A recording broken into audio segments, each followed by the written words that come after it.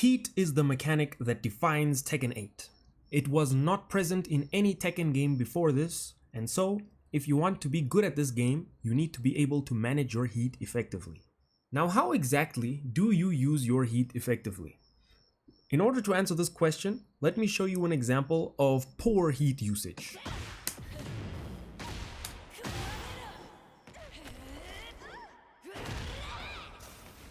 You can either just take my word and believe that this is a poor way to use your heat, or you can ask the question, why is it a poor way to use your heat? Did you consider that you lose access to heat burst outside of combos in the neutral? Did you consider that if you have a lot of gray health, you can land a heat engager and gain quite a large chunk of it back? Did you consider that even if you don't land a heat engager and instead heat burst mid combo, that you are able to recover a lot of health just by doing a lot of hits in the combo while heat is active? Did you consider that if you get comboed while your heat is active, you will actually gain a large chunk of recoverable health relative to when you are comboed without having heat active? Did you consider that your character gains access to new strings or extensions when they have heat active? Did you consider your character's heat smash and the potential to interact with hazards on the stage? Did you consider that your character might have enhanced mix-ups when heat is active? For example, Reina, if she does Hell Sweep into her Wrath throw out in the open, any character can just backdash away from this, but if she instead does the heat low, it has enough range to cover a backdash. Have you considered with moves that force crouch, 90% of the roster is not able to power crush from a crouching position, unless you have heat burst available?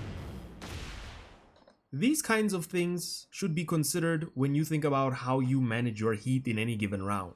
I've noticed that there are quite a lot of people, especially in the lower ranks, that staple using heat burst in the first combo of the round.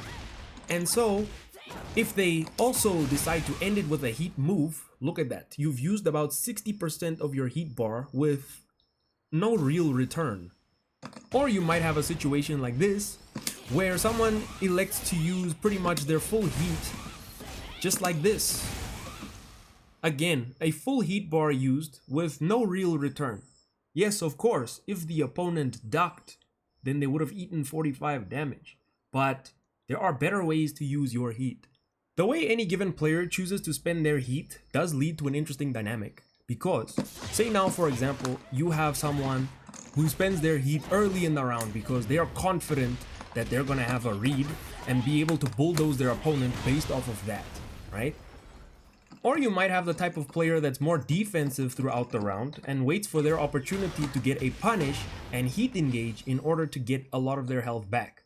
So naturally, there's no single correct option as to how you should spend your heat, because if you choose to use it offensively and you're able to maintain that offense, that's good.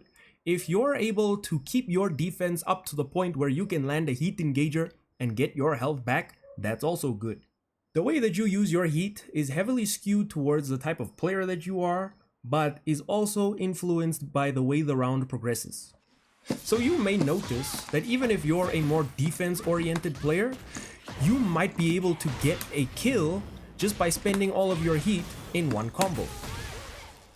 Or if you're a more offensive player and you manage to get your opponent in the blender where you can land a heat engager, that can also be beneficial to you. I touched on this briefly already, but something like going for a low sweep loses quite a bit of risk if you are already in heat, because even though Lily got launched for a full combo here, you might notice that out of the 86 damage this combo did, 66 of it is recoverable.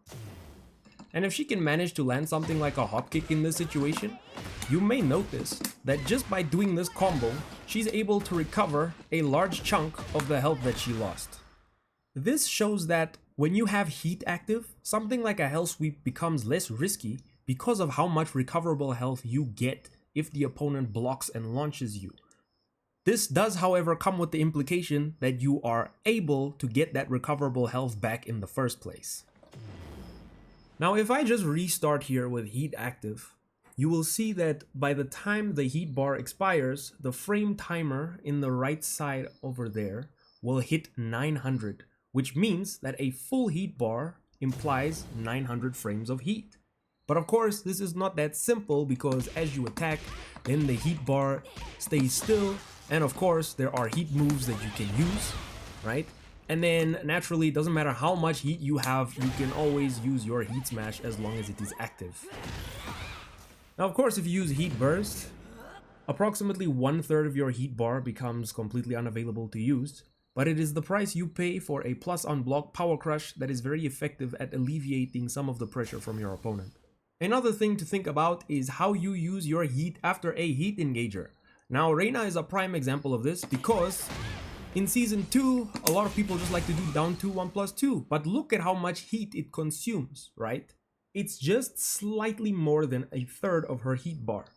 So, do you use down 2, 1+2 to lock down your opponent's options after a heat engage? Or do you instead use it as a threat to open them up to something like Hell Sweep and the subsequent mix that comes from that? You also have to consider your character's heat smash. So, Reina's heat smash is the slowest heat smash in the game at 21 frames. However, its range is unmatched. So, you will generally use this as a whiff punisher. As Reina, you might not always have the opportunity to whiff punish with heat smash. However, her heat strings are incredibly useful, so you might opt to use your heat in that way instead. Whereas a character like Jin, his heat is not really that threatening until you take his heat smash into account, right? You do not want to be eating this combo, but it just goes to show that different characters have different utilities for their heat. I can't have a video on heat without talking about heat dash. Now, naturally, every heat dash is +5 on block, but you should also think about which heat dash does what. So for instance, Reina's down forward 1-2 just gives you a guaranteed follow-up, right? Whereas Reina's forward forward 3 gives you a full combo. So it is, of course, more valuable to land a forward forward 3 than it is to land a down forward 1-2, but you also have to think about the ease at which you can land these heat dashes, right? Another thing to note about heat dashes is that oftentimes heat engagers come out of very hard to avoid strings. Like for instance, if a Reina is very good at realigning and using her down forward 1-2, that is basically a free +5 with chip damage, right?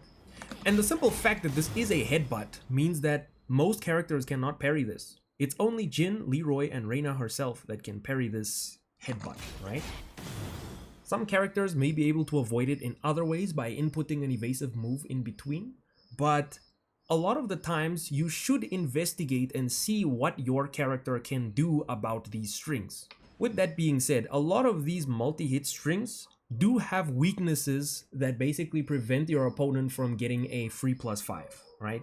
So for instance, Lily's 3-1, it does end with a punch, and there are enough frames for majority of characters with a punch parry to parry the second hit and basically punish her for trying to do her free +5. The last thing I want to talk about is the value in hit confirming your heat dash. So let's take Reina's down forward 1-2 for instance. You get 48 damage as a follow-up, right? And out in the open, this is very good. However, when your opponent's back is to the wall, you might not want to use your heat dash if you can see that your down forward 1-2 hits, because you can do something like this. 77 damage and you still have your heat left.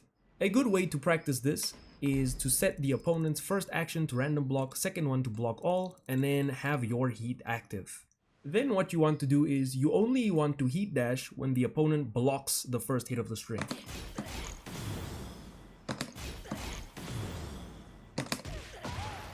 Like so.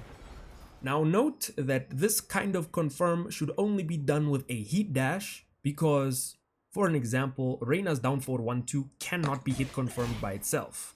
If you delay the 2 at all, the string no longer becomes natural. It is only natural if you commit to down forward 1-2. Of course, this is character dependent. Some characters are able to hit confirm their heat engagers even outside of having a heat dash available, but yes, it is something to take into consideration. The last thing I would say you should take into consideration with how to use your heat is your character's access to heat engagers. Reina, for instance, has a 13 frame heat engager off of a punish, and so if the opponent overextends a little bit, it might be easier for Reina to play defensive.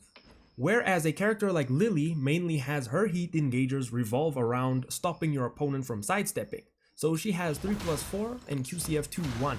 Now, both of these are really good as whiff punishers, but you can't really use Lily's heat engagers as a block punisher because her fastest one that you can effectively use as a block punisher is 3-1, and that comes out in 15 frames.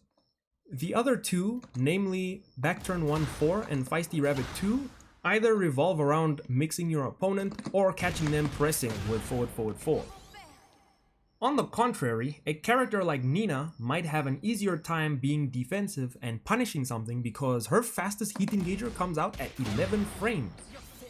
In my experience fighting Dragunov, his most effective heat engager is his counter hitting 1-2-1, right? Either that or his 14 frame back 4-3. Speaking of which, about 95% of the cast has a heat engager that is 14 frames. Some have heat engagers that are faster, and like I mentioned with Lily, her fastest block punishing heat engager is 3-1.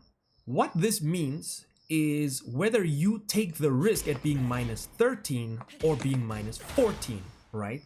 Previously, I would think of being -14 as just a major risk against a character like Brian who gets a launch. But with this thought in mind, now I realize that being -14 essentially means opening yourself up to being heat engaged by the majority of the cast. So take that into consideration when you choose which risks you want to take. And that concludes my video on how to manage your heat effectively. I hope that you enjoyed it, and more importantly, I hope that it helps you think about your heat in a different way to help you get better at the game. With all that being said, be sure to like and subscribe because there is more content like this in the pipeline. Leave a comment if you have anything to add or any questions. And until next time, I hope you have a phenomenal day ahead.